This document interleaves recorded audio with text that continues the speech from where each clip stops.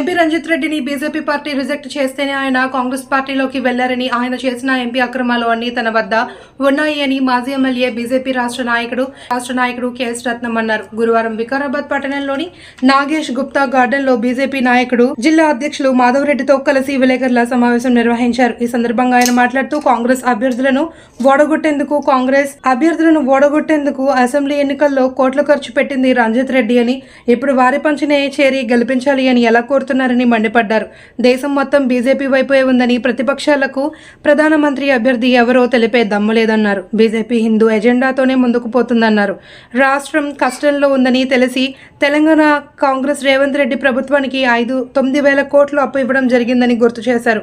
ప్రజలందరూ బీజేపీ వైపు ఉన్నారని, చేవెళ్ల పార్లమెంట్ స్థానాన్ని బీజేపీ కైవసం చేసుకుంటుందని ధీమా వ్యక్తం చేశారు. కొండా విశ్వేశ్వరరెడ్డి స్థానికుడని, ఆయనను భారీ మెజారిటీతో గెలిపించాలి అని కోరారు. ఈ కార్యక్రమంలో బీజేపీ నాయకులు శివరాజు, పాంగు గౌడ్, కేపీ రాజు, వివేకానంద తదితరులు పాల్గొన్నారు. అందరికీ నమస్కారం.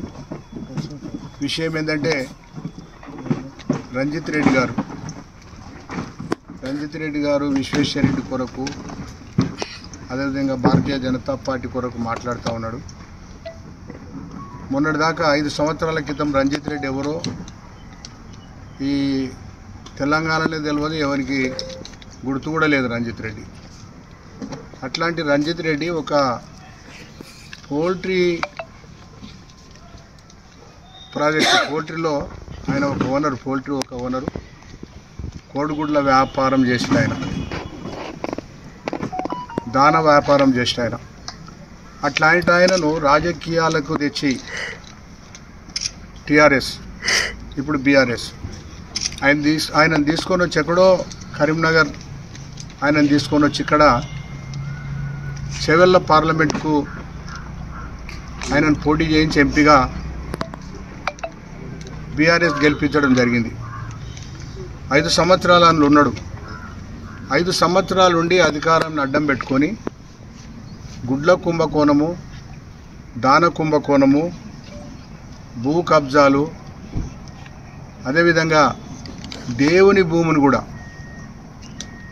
మరి సిటీలో ఫిలిం నగర్లో మరి ఒక 100 సంవత్సరాల టెంపుల్, హనుమన్ల టెంపుల్ను గూలగొట్టి, పురాణతనమైన టెంపుల్ గూలగొట్టి అక్కడ అపార్ట్మెంట్స్ కడతా ఉన్నాడు.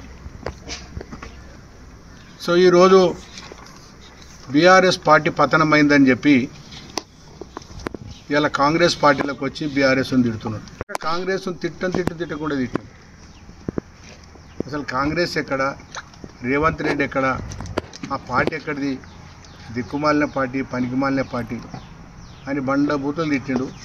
కేసీఆర్ను నా రాజకీయ గురువు, కేటీఆర్ నా తమ్ముడు, కేసీఆర్కి మేమిద్దరం కొడుకులం, మేమిద్దరం అన్నల తమ్ముళ్ళు లాంటి వాళ్ళం. ఈ రకంగా ఆయన ప్రచారం చేసుకొని వాళ్ళ కుటుంబంలో ఒకటిగా మెలిగి అనేక ఆస్తులు అక్రమాలకు పాల్పడ్డాడు. మా ప్రాంతంలో ఇవాళ చేవెళ్ళ ప్రాంతంలో, చేవెళ్ళ కానీ వికారాబాద్, నవాపేట ఇక్కడ కానీ వందలాది ఎకరాల భూములు కొన్నాడు బినామీ పేర్ల మీద. ఇట్లాంటి వ్యక్తి అదేవిధంగా ఇవాళ మెడికల్ కాలేజ్ ఇందిరారెడ్డి, ఒకప్పుడు ఇందిరారెడ్డి, తర్వాత మహేందర్ రెడ్డి మెడికల్ కాలేజీలో ఇవాళ పార్ట్నర్. తర్వాత సీతారాంపూర్ భూములు, దేవుని భూములు, అక్కడ ఈయన పాపం ఉన్నది కేటీఆర్ ఉంది. ఆ భూములను కూడా సీతారాంపురం దేవుని భూములను కూడా ఇలా అమ్మి ఇలా దాంట్లో కూడా వాటా చేసుకున్నారు. ఇట్లాంటి వ్యక్తి ఈయనని ఏమనాలి మేము, అసలు రాజకీయ బ్రోకర్ అనాలన్నా, అసలు ఏ మాటలతో ఈయన అన్న కూడా తక్కువే. ఇట్లాంటి వ్యక్తులు రాజకీయాలకు వచ్చి రాజకీయాలను కలుషితం చేస్తూ అవసరాల కొరకు పార్టీలు మారుతూ ఇలా వీళ్ళందరూ జైల్లోకి పోతున్నారు, నేను కూడా ఏడాది జైలుకు పోతున్నాను అనే భయానికి ఇలా కాంగ్రెస్లో చేరిండు. అసలు కాంగ్రెస్ తిట్టి ఇండి చేసిన ఆయనను కాంగ్రెస్ పార్టీ ఎందుకు చేర్చుకున్నదో మాకు అర్థం కాలే. అసలు కాంగ్రెస్ పార్టీ నిజంగా ఏడున్నది? Revanth Reddy minus Congress party 0. రేవంత్ రెడ్డి లేకుంటే కాంగ్రెస్ పార్టీ ఇవాళ అధికారంలోకి రాదు. కేవలం రేవంత్ రెడ్డి కష్టపడి ఇవాళ అధికారంలోకి వచ్చిండు, కాంగ్రెస్ పార్టీని అధికారంలోకి తెచ్చిండు.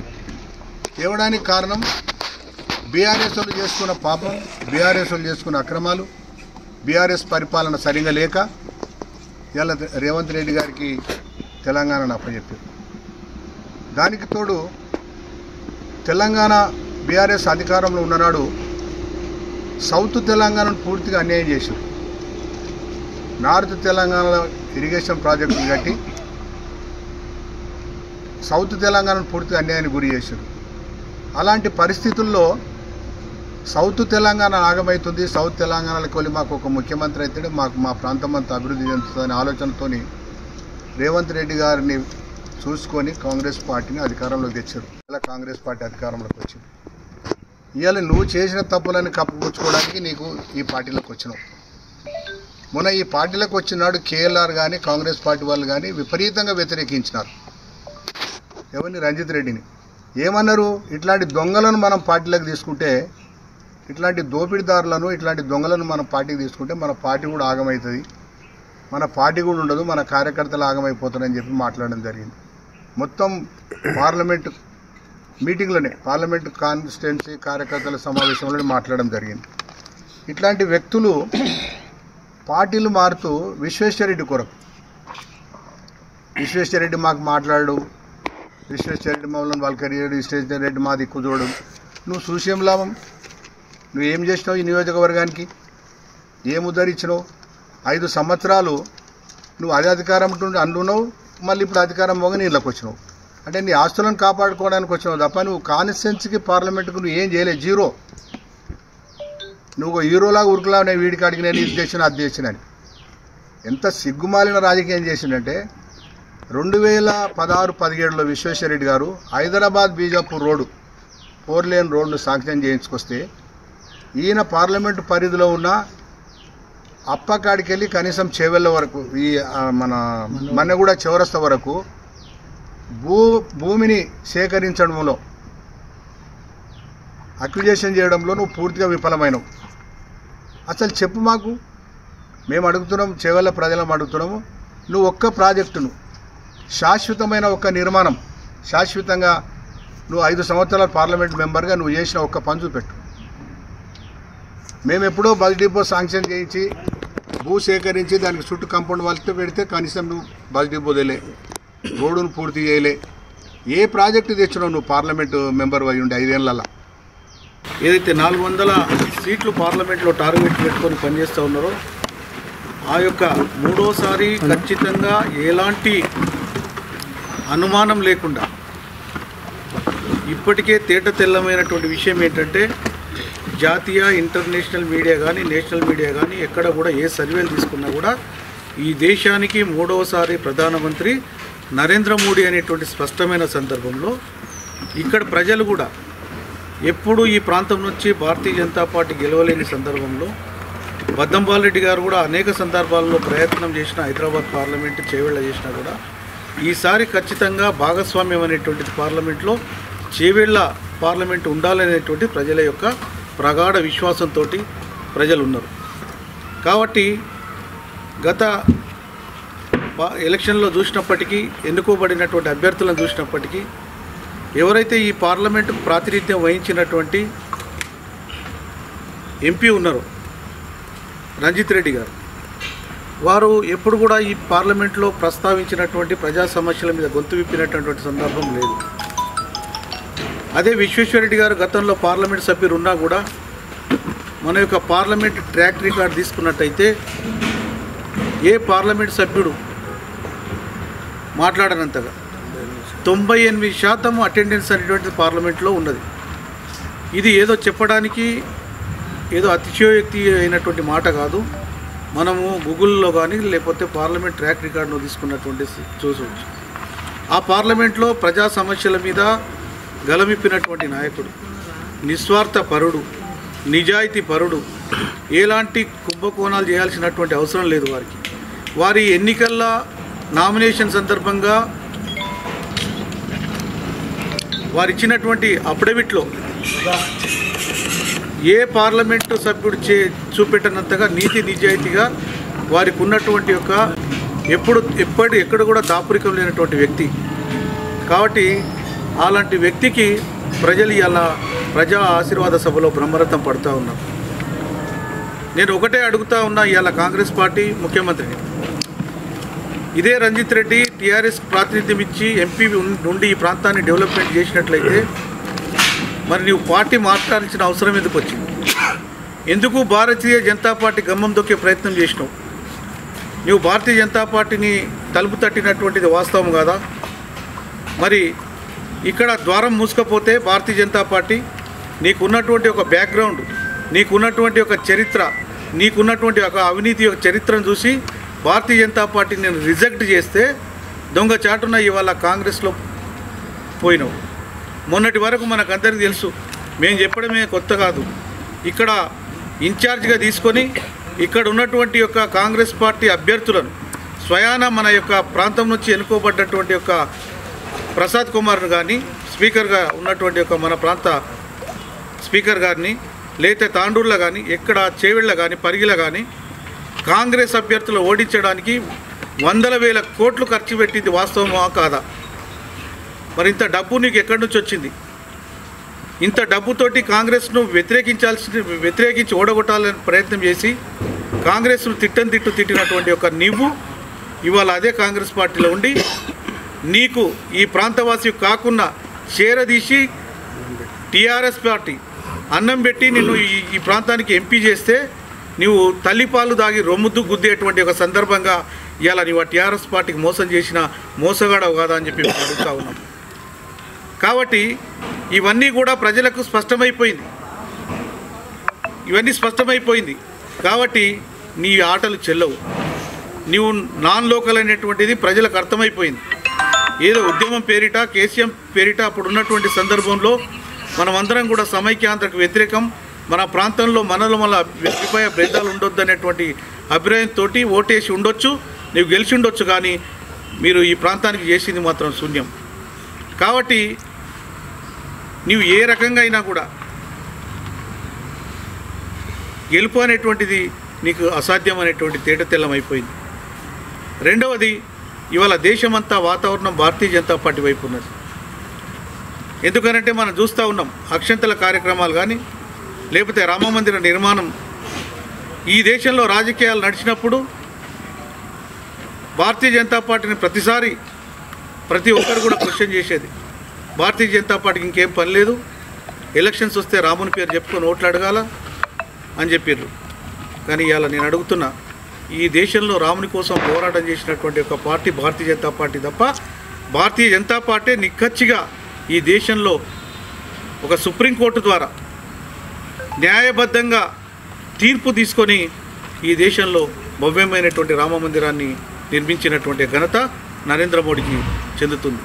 చాలామంది కరసేవకులు, 4.5 లక్షల అసూలు బాసినటువంటి ఒక రామభక్తులు ఈ దేశంలో రామ మందిర నిర్మాణం అవుతుందా కాదా, మేము కళ్ళతో చూస్తామా లేదా అన్నటువంటి ఒక భ్రమలో ఉన్నటువంటి ఒక అనేక మంది భక్తులు మొన్నటికి మొన్న వేలాదిగా లక్షలాదిగా ట్రైన్లలో తరలి భవ్యమైనటువంటి రాముని దర్శనం చేసుకున్నారు. కాబట్టి నిక్కచ్చిగా భారతీయ జనతా పార్టీ ఏ సిద్ధాంతంతో, ఏ మూల సిద్ధాంతాలతోటి ఈ ఏర్పడిందో ఆ సిద్ధాంతాలు, అది 370 ఆర్టికల్ కానీ, లేకపోతే కామన్ సివిల్ కోడ్ కానీ, రామ మందిరం కానీ, హిందూ ఎజెండా కానీ, ఖచ్చితంగా ఈ దేశంలో హిందూ ఎజెండాగానే భారతీయ జనతా పార్టీ పనిచేస్తుంది.